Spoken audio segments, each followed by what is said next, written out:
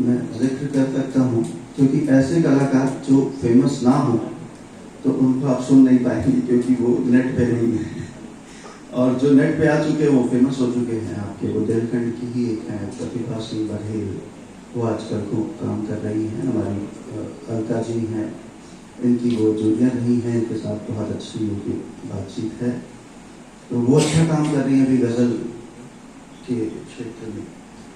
और लेखनी और गायकी के क्षेत्र में भी कुछ हमारे ऐसे मित्र हैं। हमारे बनारस में एक हमारा फ्रेंड है सुनील करके, क्लासिकल हम सभी ने तालीम हम लोगों की क्लासिकल की हुई है, मगर जब हम लोग हॉस्टल में बैठते थे हारमोनियम लेके, तो उस पर जब गज़ल गाना शुरू करते थे तो ऐसी ऐसी गज़लें मिर्ज़ा गालिब साहब की, उनकी एक गज़ल थी कि आईना क्यों ना दूं कि तमाशा कहें जिसे, आईना क्यों ना दूं कि तमाशा कहें जिसे, ऐसा कहाँ से लाऊं कि तुझसा कहूँ जिसे।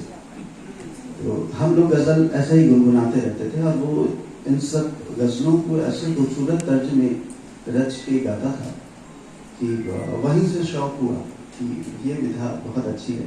मेरे घर में शास्त्रीय संगीत होता आ रहा है, मगर कहते हैं कि बदलाव प्रकृति का नियम है, तो फिर हमने अपने अंदर ये बदलाव किया कि आप थोड़ा जो सुगम संगीत है, इसको लाइट क्लासिकल कहते हैं, उसके तरफ घूमा और गज़लों को कंपोज करना शुरू किया। सुनाना चाहेंगे क्या?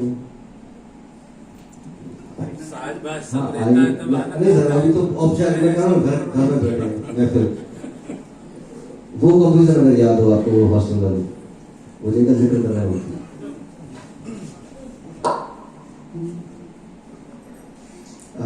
मैं एक दूसरी गज़ल आपको सुनता हूँ। ये गज़ल थोड़ी सी ट्रिकी है, क्योंकि हम लोग जब कलाकार बैठते हैं तो थोड़ी ट्रिकी चीज़ें करते हैं, हमें मज़ा आता है उसमें कि, तो उसमें साज बात होता है तो और मज़ा आता है। मैं एक आपको गज़ल सुनाता हूँ, जॉन एलिया साहब का नाम आप सबने सुना होगा, उनकी एक गज़ल है,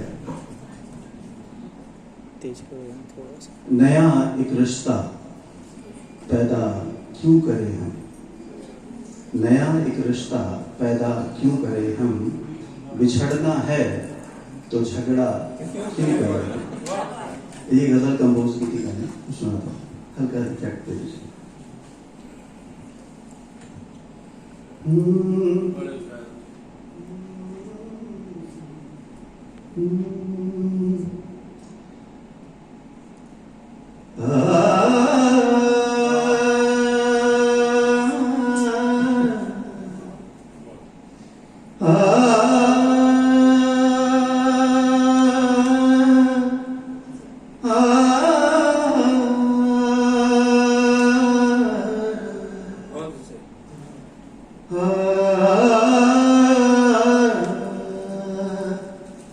नया एक रिश्ता,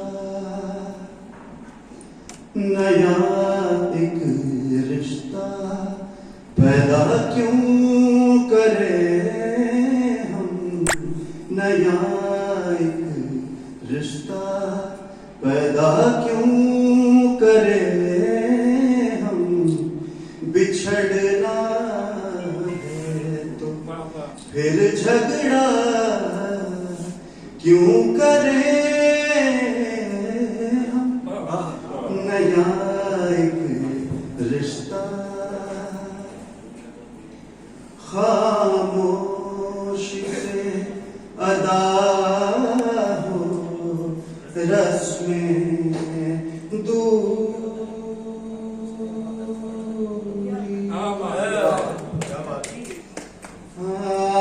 खामोशी से अदा हो रस्में दूरी, खामोशी से अदा हो रस्में दूरी, कोई हंगामा बर्पा क्यों करे हम, नया एक रिश्ता पैदा क्यों करे हम नया एक रिश्ता। देखिए, मैंने आपसे कहा था मैं बेसिकली आपकी तरफ से बैठा हूँ और ये सब आपकी इच्छा थी, वो हुआ। और साज लगते हैं, तबला सारंगी हारमोनियम सब लगता है, एक सीमा तक लगता है। कलाकार एक जगह आ जाता है जहाँ फिर शायद उसको मूड चाहिए और ऑडियंस चाहिए, दो वर्ड को मिल गए और मैं डॉक्टर साहब से भी यही प्रश्न करूंगा कि आपने भी काफी साहित्यकारों को पढ़ा होगा। कभी कभी हम इतने ज्यादा इंप्रेस हो जाते हैं कि अगली रचना पूरा हमारा शिल्प छोड़कर, हमारे मुहावरे छोड़कर उन जैसी लिखने लगते हैं। ऐसा कभी हुआ आपके साथ? ऐसा कई बार होता है।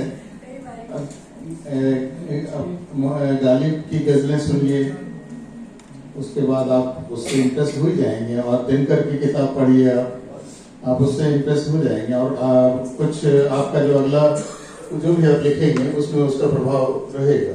ये तो है। आपका प्रोफेशन कितना सपोर्ट करता है आपकी लेखन के लिए? मुझे लगता है दोनों ही संवेदनशीलता से संबंधित हैं, तो इसलिए पूरा नहीं एक दूसरे के। वो बोध में होता है ना। बिल्कुल बिल्कुल तो तरल पदार्थ है। एकदम दोनों संवेदनाओं से संबंधित हैं, इसलिए दोनों पूरक हैं। उससे हमें अच्छा ही लगता है। और आपको लोगों से मिलना होता है सीधे सीधे, और उनकी वेदना, उनकी परेशानियां, उनकी कहानियां, वो सब वो हमें सुनाते हैं। तो वो आपको इससे भी बहुत एक प्रेरणा मिलती है उनकी बातों को लिखने के लिए। वर्ड्सवर्थ जो डेफिनेशन देते हैं पोइट्री की, जैसा overflow of emotions, spontaneous overflow of emotions collected in tranquillity. तो मुझे लगता है कोई पीड़ा देख के वो ओवरफ्लो होता होगा, और शाम को आप जब, तब आपको बड़ा रिलैक्स मिलता होगा, मरीज को तो वहाँ आपसे मिल जाता होगा, आपको कविता लिखने से मिलता होगा। बहुत उससे बहुत आप आनंदित हो जाते हैं। डॉक्टर साहब के साथ ये है कि डॉक्टर साहब मरीज देखते हैं, और मरीज को देखने के बाद उसकी हड्डियां देख के और फिर वहां से प्रेरणा ले लेते हैं। हम कलाकारों के साथ ये होता है कि हम चेहरा देख के बताते हैं कि इसको क्या